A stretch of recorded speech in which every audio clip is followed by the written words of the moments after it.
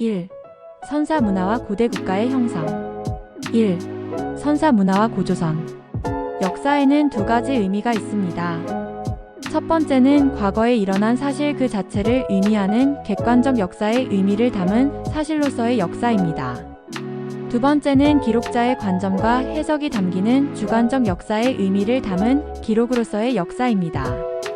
역사는 현재와 미래의 거울이라고 할 수 있습니다.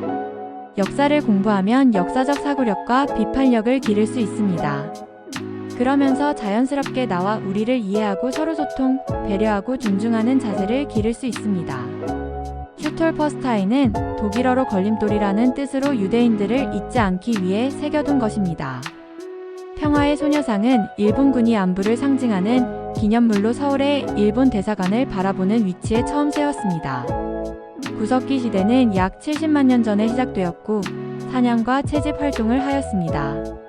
또 주먹도끼 등의 뗀석기를 도구로 사용하였습니다.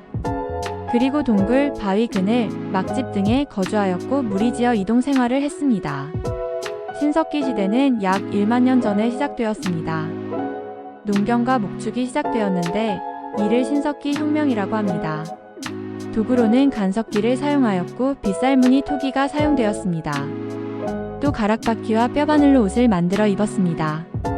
그리고 음집에 거주하였고 정착 생활이 시작되었습니다.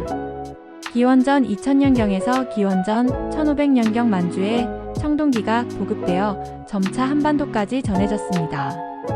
청동은 재료가 귀하고 다루기 어려워 주로 지배층의 장신구나 제사용 도구, 무기 등을 만드는 데 쓰였습니다. 농기구는 아직 석기를 많이 썼는데 정교한 반달돌칼이 사용되었습니다. 토기로는 소매 없는 민소매처럼 무늬가 없는 민무늬 토기가 많이 사용되었습니다. 청동기 시대에는 먹고 남는 생산물이 생기자 사유재산의 개념이 나타났습니다. 그래서 빈부의 격차가 생겼고 계급이 나뉘었습니다. 권력이 있고 재산이 많은 사람은 군장족장이 되어 부족을 통솔하고 제사를 이끌었는데 제사와 정치가 일치한다고 해서 재정일치 사회라고 합니다. 지배층이 죽으면 고인돌 등의 청동 도구와 함께 묻었습니다. 세계의 대표적인 클거, 돌석 즉 거석문화로는 대한민국의 탁자식 고인돌, 이집트의 피라미드, 영국의 스톤헨지, 칠레의 모아이 석상이 유명하고 우리 학교에는 여러분 얼굴이 있습니다. 청동기 문화를 바탕으로 고조선이 성립하였다. 기원전 2333. 삼국 유사의 고조선 건국신화에는 단군 왕검이 건국하였다고 합니다. 단군은 제사장을, 왕검은 정치 지도자를 뜻합니다. 기원전 2세기경 위만이 집권한 이후 본격적으로 철기 문화를 수용하며 발전하였습니다. 이후 중국의 한과 한반도 남쪽 나라들 사이에서 중개 무역으로 세력이 커졌습니다. 당시 만들어진 8개의 법 조항으로 농업사회, 사유재산 중시, 계급 발생 등을 알 수 있습니다. 또한 비파형 동검과 탁자식, 고인돌의 분포지역으로 고조선의 문화 범위를 알 수 있습니다. 이러한 고조선은 중국 한 무제의 침입으로 1년여씩이나 싸우다 결국 멸망하였습니다. 겨우 1년밖에 못 버틴 게 아니라 1년씩이나 버틴 거라고 생각합니다. 당시 중국은 오늘날의 미국과 같은데 미국에 1년 버틸 나라가 몇이나 될까 생각해보면 간단하지요. 이후 중국이 행정구역을 두어 다스리려고 했으나 오래가지 못하고 새로운 여러 나라가 세워졌습니다. 2. 여러 나라의 성장. 기원전 5세기경 철기가 전해졌습니다. 철은 청동보다 구하기도 다루기도 쉬워 무기나 농기구로 많이 만들어졌습니다. 철로 만든 무기와 농기구가 사용되면서 전쟁도 활발해지고 생산력도 증가하였습니다. 그래서 여러 나라가 만들어졌습니다. 유적에서는 명도전을 통해 중국과 교류했음을 알 수 있고 붓을 통해 한자가 전래되었음을 알 수 있습니다. 철기 시대의 여러 나라에 대해 말씀드리겠습니다.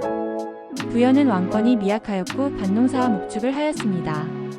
순장이라는 장례 풍습이 있었고 영고라는 제천 행사가 있었습니다.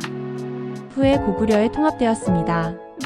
고구려는 제가 회의에서 중대사를 결정하였고 무예를 중시하였습니다.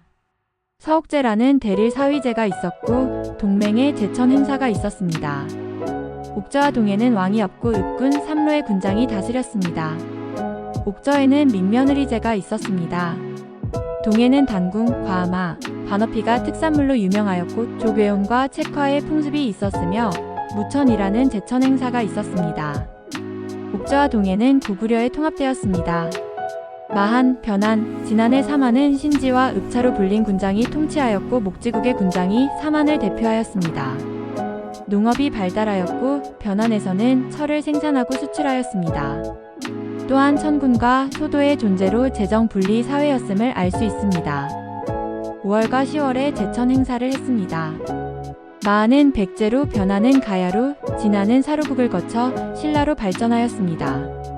3. 삼국의 성립과 발전. 동북아시아의 강자 고구려. 태조왕대에는 옥저를 정복하고 요동 진출을 꾀했습니다. 고국천왕대에는 수도와 지방을 각각 옥으로 편성하였고 가난한 사람을 구제하기 위해 진대법을 시행하였습니다. 미천왕대에는 중국이 만든 낙랑군을 멸망시켰습니다. 고국언왕은 백제 근초고왕의 평양 공격을 막다가 전사하였고 이는 고구려의 위기였습니다. 이후 등장한 소수림왕은 불교 수용, 태학 설립, 율령 반포 등을 통해 체제를 재정비하였습니다.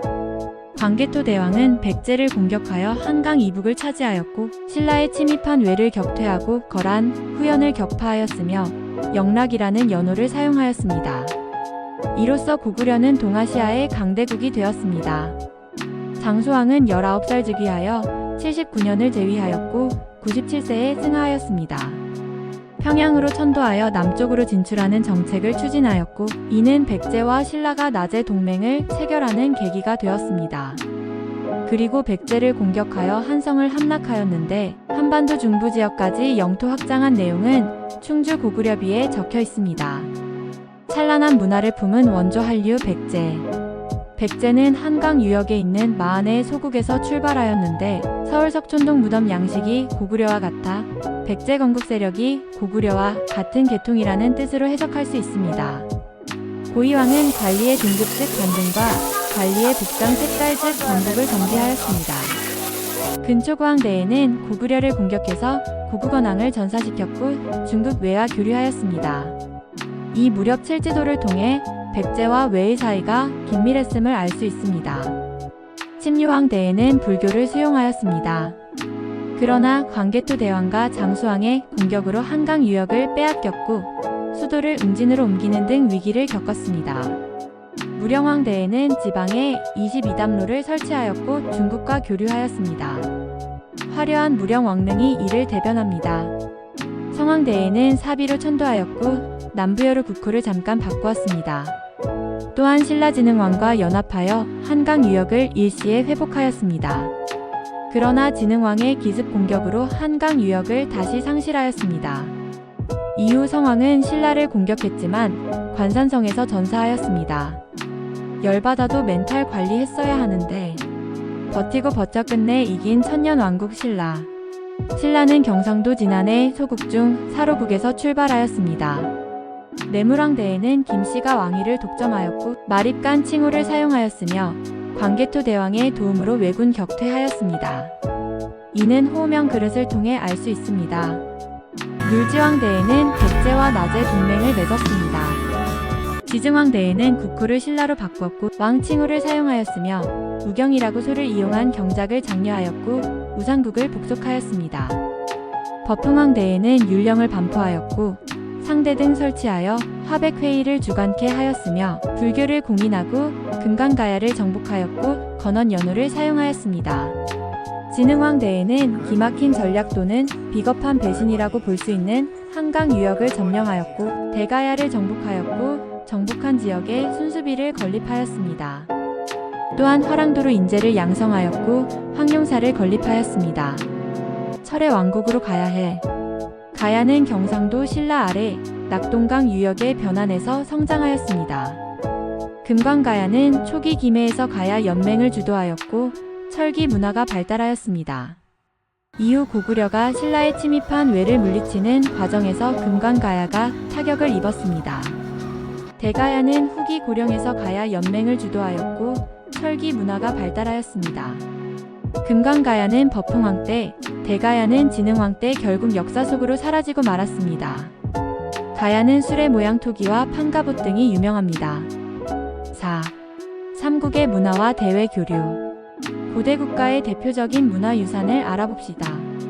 먼저 백제의 문화유산입니다. 익산 미륵사지 석탑은 삼국시대 탑 중에서 가장 큽니다. 부여 정림사지 5층 석탑에는 당이 자기들이 백제를 정복했다고 낙서를 해놓았습니다. 금동대양로와 산수무늬 벽돌은 도교의 영향을 받았습니다. 서산 용열리 마해열의 삼존상은 백제의 미소로 알려져 있습니다. 무령왕릉은 유일한 벽돌 무덤으로 중국의 영향을 받았습니다. 다음은 신라의 문화유산입니다. 황룡사 9층 목탑은 몽골 침입 때 불탔고, 분황사 모전석탑은 돌을 벽돌처럼 깎아 만들었습니다. 첨성대는 천문 관측기구 또는 이를 상징하는 건물입니다. 고구려의 문화유산으로는 금동연가, 7년명 열의 입상이 있습니다. 삼국의 무덤 양식 중 고구려의 장군총은 계단식 돌무지 무덤입니다. 중국의 영향을 받은 백제의 무령왕릉은 벽돌 무덤으로 제작되었습니다. 신라 초기의 무덤은 돌무지 덧널무덤인데 천마총이 있으며 그 안에서 천마도가 나왔습니다. 신라의 엄격한 신분 제도인 골품제는 정치, 사회활동과 집 크기 등 일상생활을 제한하였습니다. 그러니 진골 바로 아래의 육두품들이 날이 갈수록 불만이 쌓일 수밖에 없었겠죠. 오늘날에도 금수저, 흙수저 같은 말들이 우리를 아프게 하는데, 행복을 결정하는 것은 사람들과의 따뜻한 관계였으면 좋겠습니다. 교류해야 나아갑니다. 나라도 친구도 고대 국가의 대외 교류에 대해 알아보겠습니다. 신라의 경주에서는 로마의 유리와 재질이 비슷한 유물이 출토되었습니다. 경주 계림루 부검도 그리스 로마와 비슷한 부검으로 신라의 왕릉에서 출토되었습니다. 우리나라의 금동미륵보살 반가사유상은 일본 고류사의 목조미륵보살 반가사유상과 형태가 아주 유사합니다.